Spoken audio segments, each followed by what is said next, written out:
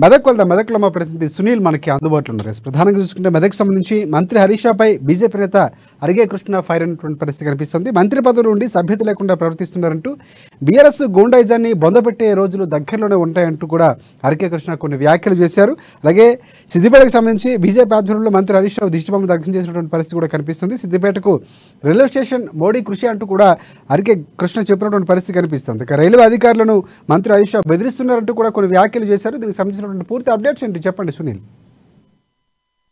సిద్దిపేట జిల్లా దుబ్బాక నియోజకవర్గం భూంపల్లి రహదారిపై కాంగ్రెస్ బీజేపీ నేతలు ఆందోళన దిగినటువంటి పరిస్థితి ఉంది. రాష్ట్ర మంత్రి తన్నీరు హరీష్ రావు దిష్టిబొమ్మను కూడా వారు దగ్ధం చేసినటువంటి పరిస్థితి ఉంది. అయితే నిన్న సిద్దిపేట నుంచి సికింద్రాబాద్ కు నూతన రైలును మోదీ వర్చువల్ ద్వారా ప్రారంభించిన సందర్భంగా సిద్దిపేట రైల్వే స్టేషన్ లో మోదీ చిత్రపటాలతో పాటు ఎల్ఈడిని కూడా ఏర్పాటు చేశారు రైల్వే అధికారులు. అయితే ఈ నేపథ్యంలో అక్కడికి వచ్చినటువంటి మంత్రి హరీష్ రావుతో పాటు మెదక్ ఎంపీ కొత్త ప్రభాకర్ రెడ్డి అక్కడ దురుసుగా ప్రవర్తించారు. బీజేపీ కార్యకర్తల నాయకులతోని వారు దురుసుగా ప్రవర్తించడమే కాకుండా ప్రధాని మోదీ చిత్రపటాన్ని కూడా బీఆర్ఎస్ నేతలు చింపు దగ్గర ఉండి మంత్రి హరీష్ రావు కానివ్వండి ఎంపీ కొత్త ప్రభాకర్ రెడ్డి వారించలేదని చెప్పి కూడా బీజేపీ నేతలు ఆరోపిస్తూ ఈ రోజు తాజాగా వారు దుబ్బాక నియోజకవర్గం భూంపల్లి జాతీయ రహదారిపై వారు మంత్రి హరీష్ రావు దిష్టిబొమ్మను దహనం చేసినటువంటి పరిస్థితి ఉంది. అదేవిధంగా రాష్ట్ర ప్రభుత్వానికి వ్యతిరేకంగా మంత్రి హరీష్ రావుకు వ్యతిరేకంగా వారు బీజేపీ నేతలు పెద్ద ఎత్తున నినాదాలు చేసినటువంటి పరిస్థితి ఉంది. మరోవైపు మంత్రి హోదాలో ఉండి అదేవిధంగా ఎంపీ హోదాలో ఉండి కూడా అటు హరీష్ రావు కానివ్వండి కొత్త ప్రభాకర్ రెడ్డి కానివ్వండి బీఆర్ఎస్ కార్యకర్తలు చేస్తున్నటువంటి ఆగడాలను అడ్డుకోలేకపోయారు. మరోవైపు వాటిని నిలువరించకపోగా వారందరినీ కూడా ప్రోత్సహించేలా వారి వ్యాఖ్యలు అక్కడ ఉన్నటువంటి పరిస్థితులను చూస్తే తెలుస్తుందని చెప్పి కూడా బీజేపీ నేతలు విమర్శిస్తున్నటువంటి పరిస్థితి. మొత్తానికైతే సిద్దిపేటకైతే నూతన రైలు ప్రారంభోత్సవం సందర్భంగా జరిగినటువంటి చిన్నపాటి ఘర్షణకు సంబంధించి అయితే బీజేపీ నేతలు తమ నిరసనను వ్యక్తం చేస్తున్నటువంటి పరిస్థితి ఉంది.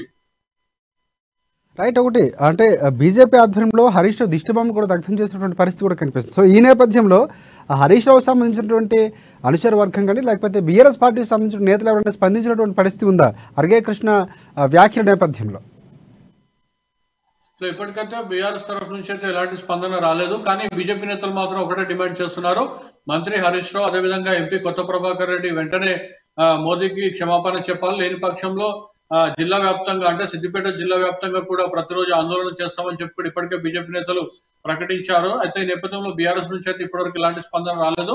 అయితే బీఆర్ఎస్ ముఖ్య నేతలు మాత్రం ఒక విషయం స్పష్టం చేస్తున్నారు. తాము మోదీని అవమానించలేదు. అక్కడ జరిగినటువంటి కార్యక్రమంలో కొంతమంది బీజేపీ కార్యకర్తలు రెచ్చగొట్టడం వల్ల బీఆర్ఎస్ కార్యకర్త ప్రతి దాడులకు దిగాల్సినటువంటి పరిస్థితి ఏర్పడింది. కానీ అక్కడ కేవలం మోదీ చిత్రపటాన్ని ఎవరు కూడా చింపమని చెప్పి ఆదేశించలేదు. కానీ అక్కడ జరిగినటువంటి కోపోద్రిక్తమైనటువంటి కార్యకర్తల మధ్య జరిగినటువంటి చిన్నపాటి ఘర్షణకు బీజేపీ రాజకీయ రంగు పులుముతోందని చెప్పి కూడా బీఆర్ఎస్ నేతలు ఆరోపిస్తున్నటువంటి పరిస్థితి ఉంది.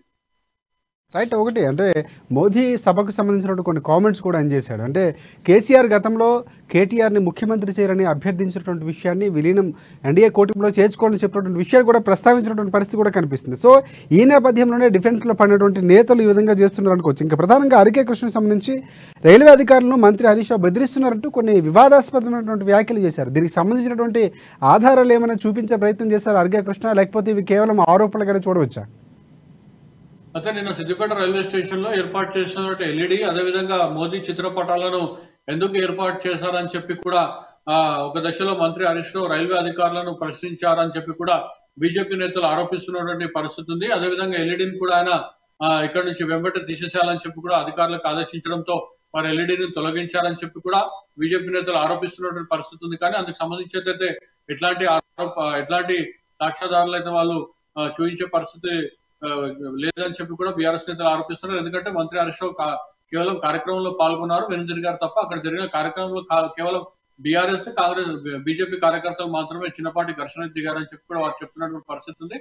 అదే బీజేపీ నేతలు మాత్రం తమ వద్ద సీసీటీవీ ఫుటేజ్ ఉంది, త్వరలో బయటపడతామని చెప్పి కూడా చెప్తున్నటువంటి పరిస్థితి. అయితే సీసీటీవీ ఫుటేజ్ లో చిత్రాలు విజువల్స్ మనం పరిశీలిస్తే వాటిని అందరినీ కూడా వారు బహిర్గతం చేస్తే అందులో హరీష్ రావు ఎల్ఈడిని ఇచ్చాలని చెప్పి అధికారులు ఆదేశించారా లేదా అనేది మాత్రం స్పష్టత వచ్చే అవకాశం ఉంది. అయితే వీటన్నింటినీ ఏదైతే మనం చూసుకున్నట్లయితే ఇది సిద్దిపేటలో జరిగినటువంటి అంశాన్ని మాత్రం రాజకీయ రంగం ఆల్రెడీ పులుముకుందని చెప్పవచ్చు. అయితే రేపు కూడా వాళ్ళ నిరసన కార్యక్రమాలకు బీజేపీ పిలుపునిచ్చే అవకాశం ఉంది. అయితే ఈ అంశంపై రేపు ఎమ్మెల్యే రఘునందన్ కూడా స్పందించే అవకాశం ఉన్నట్టుగా మనకు తెలుస్తోంది. అదేవిధంగా సిద్దిపేట జిల్లా వ్యాప్తంగా కూడా బీజేపీ నిరసన కార్యక్రమాలు చేపట్టేందుకు కూడా ఇప్పటికే సిద్ధమవుతున్నట్లు మనకు సమాచారం అందుతోంది.